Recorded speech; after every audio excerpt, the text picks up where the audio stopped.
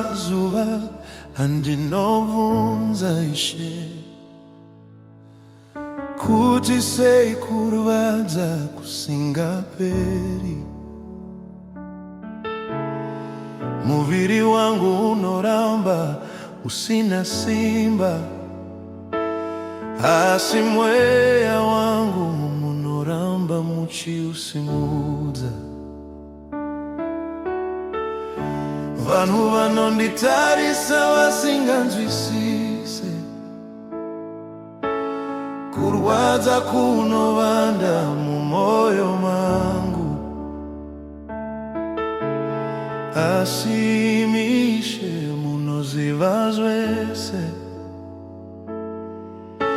Misodzi yangu yose munoiona.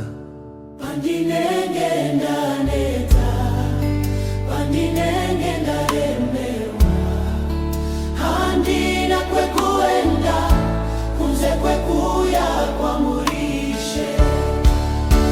Ishe munondibata ruoko, pandinenge ndichidedera, munondinyaradza mumwoyo, kunyangwe chirwere chisingaendi.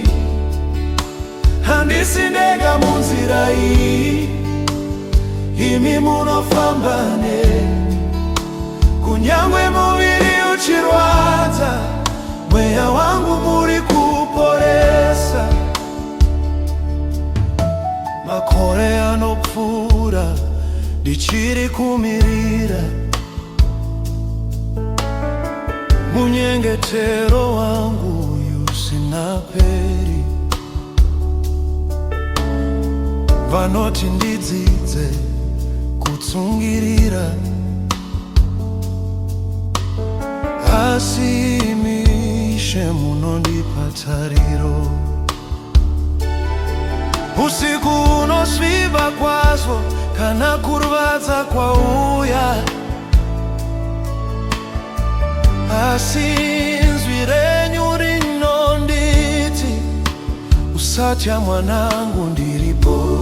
Kana simba rangu rapera, kana tariro yadzikira, ndinorangarira kuti muri Mwari anoramba. Munondibata ruoko, pandinenge ndichidedera, munondinyaradza mumwoyo, kunyangwe chirwere chisingaendi. Handisi ndega munzira iyi, imi munofamba neni. Kunyangwe muviri uchirwadza, mweya wangu muri kuporesa. Handizivi kuti zvichapera rini, asi ndinoziva mundisiya. Handizivi kuti ndichasimba rini, asi nyasha dzenyu dzinondikwanira. Kana ndisingachapori pano pasi, ndinoziva kudenga ndichasimba. Asi nyasi Ishe ndinokumbira, nyaradzai mweya wangu, nyaradzai mweya wangu, nyaradzai mweya wangu.